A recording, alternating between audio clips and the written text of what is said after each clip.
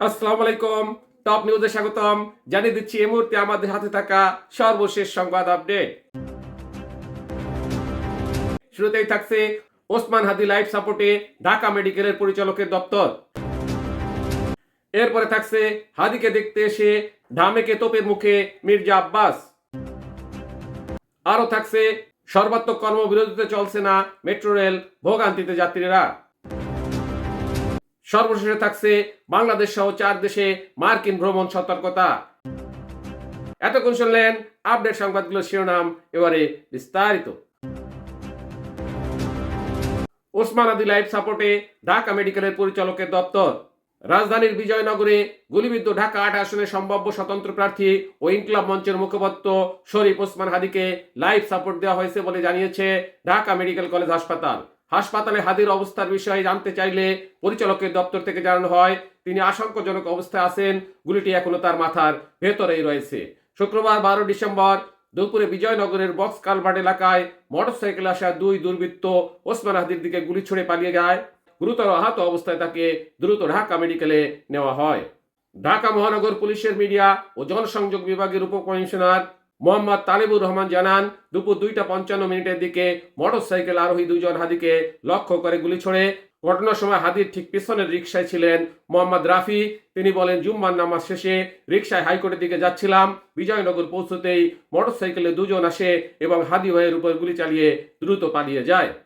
হাদিকে দেখতে এসে ঢামেকে তোপের মুখে মির্জা আব্বাস। আসন্ন ত্রয়োদশ জাতীয় সংসদ নির্বাচনে ঢাকা 8 আসনের প্রার্থী ইনকিলাব মঞ্চের মুখপাত্র শরীফ ওসমান হাদিকে গুলি করেছে দুর্বৃত্তরা।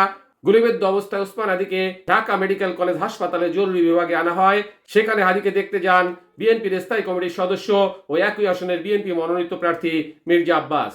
তবে সেখানে পৌঁছতেই তোপের মুখে পড়েন তিনি। শুক্রবার 12 ডিসেম্বর বিকেল 4টার দিকে মির্জা আব্বাস ঢামেকের জরুরি বিভাগের সামনে পৌঁছান। এ সময় ইনকিলাব মঞ্চের সদস্য ও হাদির সমর্থকরা তার বিরুদ্ধে ভুয়া ভুয়া স্লোগান দিতে শুরু করেন। পরিস্থিতি উত্তপ্ত হয়ে উঠলে তারা মির্জা আব্বাসের দিকে তেড়ে যান। স্লোগান ও উত্তেজনার মধ্যে সেনাবাহিনীর সদস্যরা দ্রুত মির্জা আব্বাসকে নিরাপত্তা দিয়ে হাসপাতালে ভেতরে প্রবেশ করান। বাইরে তখন ইনকিলাব মঞ্চের কর্মীরা নানা ধরনের স্লোগান দিতে থাকেন। সর্বাত্মক কর্মবিরতিতে চলছে না মেট্রো রেল, ভোগান্তিতে যাত্রীরা। সর্বাত্মক কর্মবিরতির কারণে আজ শুক্রবার 12 ডিসেম্বর ঢাকার মেট্রো রেলের সব ধরনের ট্রেন চলাচল বন্ধ রয়েছে। নির্ধারিত সময় অনুযায়ী উত্তরা থেকে বেলা 3টা এবং মতিঝিল থেকে 3:20 ট্রেন ছাড়ার কথা থাকলেও কোনো ট্রেনই স্টেশন ছেড়ে যায়নি। এতে ভোগান্তিতে পড়েছেন হাজারো যাত্রী। বিকেল 4:45টার দিকে শেওড়াপাড়া স্টেশন গিয়ে ট্রেন না পেয়ে বিপাকে পড়েন আল আমিন সজীব। তিনি প্রথম আলোকে জানান, স্টেশনে ওঠার সিঁড়ির কলাপসিবল গেট তালা লাগানো ছিল এবং ভেতরে ঢোকার অপেক্ষায় অসংখ্য যাত্রী দাঁড়িয়েছিলেন। রাস্তায় মানুষের ভিড় বাড়তে থাকে। বাস ও সিএনজি কিংবা অ্যাপ ভিত্তিক মোটরসাইকেল না পেয়ে তিনি চড়া ভাড়ায় রিকশায় কাউরন বাজার পৌঁছান। বাংলাদেশ সহ 4 দেশে মার্কিন ভ্রমণ সতর্কতা। বাংলাদেশ সহ 4টি দেশের বিরুদ্ধে লেভেল 2 ভ্রমণ সতর্কতা জারি করেছে যুক্তরাষ্ট্রের রোগ নিয়ন্ত্রণ ও প্রতিরোধ কেন্দ্র সিডিপি। এসব দেশে মশাবাহিত রোগের প্রাদুর্ভাব দেখা দিয়েছে। এই রোগের কার্যকর কোনো চিকিৎসা নেই। শুক্রবার 12 ডিসেম্বর ঘোষণায় বলা হয়, কিউবা, বাংলাদেশ, শ্রীলঙ্কা এবং চীনের দক্ষিণাঞ্চলীয় গুয়াংডং প্রদেশে এই নিষেধাজ্ঞা জারি থাকবে।